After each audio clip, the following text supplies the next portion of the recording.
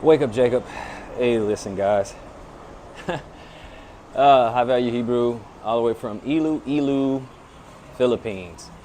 Listen, a friend of mine, his sister was, who I'm acquainted with, sent me one of her podcasts, and it was, shall we say, it was mind blowing, right? It was mind blowing.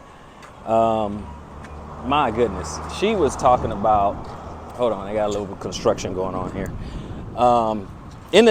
Okay, the question she tried to set up was, in relationships, we have certain expectations one to another. Talking about men and women, we have certain expectations, right?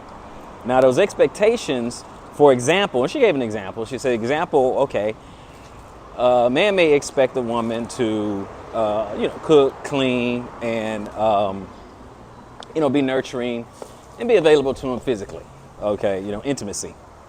And then she said, and a woman may expect from her husband, protection, provision, leadership, stuff like that. Right? Now, what she put on the table was, all right, but if you have like an argument or something, disagreement or whatever, is it right for a woman to weaponize the intimacy? Like, don't basically withhold from him. And the women on the panel, pretty much all of them, they're just like, yeah. I mean, if my world isn't right, or to come into my temple, you got to bring gifts of peace and da da da da. And then so she said, okay, so you can withhold withhold what's expected of you, just being, his girl, his woman, his wife, or whatever. But is there any occasion where a man has to stop or has a right to withhold what husbands do? Provision. She gave an example. She said, okay, if a guy breaks in the house, is he expected to be able to say, hey, we had an argument, I'm not feeling it, so you go check out what that noise is, you go handle that situation, that kind of thing. And of course, none of them agreed to that. Of course, he needs to go ahead and do that. And then one of them actually said, well, if he doesn't protect me or whatever, then, he's no longer my man. So the point that the host was trying to make was, at no point is a man is supposed to be able to not do his duties as a man or duties as a husband. At no point, right? There's like really no excuse, right? But the female has every excuse in the world. She can say, hey, you know what? I'm not doing it. I'm not feeling it. Or we're arguing or something. If something's wrong in her world, and you'll notice emotionally, if something's wrong in her world, she can withhold, right? So my thing is, what guys, you have got to stay away from this conditional, intimacy, conditional femininity, this conditional stuff. You better investigate real quick, okay? You better figure it out real fast if she's gonna be or do her responsibilities conditionally. Because if you're not allowed to do your responsibilities conditionally, then you better find out, if she feels the same way. You have got to get on the same page, brothers.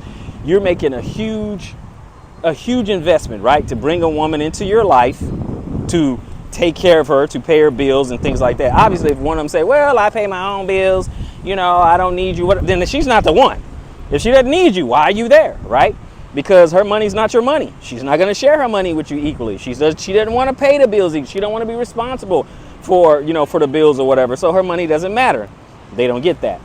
But gentlemen, it is incumbent upon you to properly vet these women. We say all the time, we say, okay, hey, listen, women control access to sex.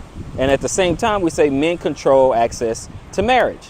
Therefore, bad matchups in marriages is on us as men, right? We're the one who asked them, right? I've been in bad marriage, right? I've been in there, but guess who I blame? I blame me. Now, did that person do horrible things? Absolutely. Did that person have conditional femininity? Absolutely. Was there manipulation and all that? Yes, it doesn't matter. It doesn't matter how much bad stuff I name, okay? And I can name a lot. It doesn't matter.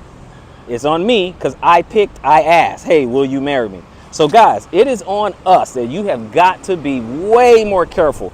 You have got to be the one to do an extensive amount of vetting, because you're the one who you're like their retirement plan, right?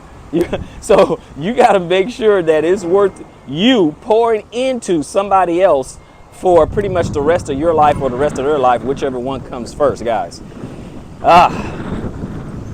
Become the best version of yourself. Pursue your purpose. Increase your value. Protect your seed. High Value Hebrew.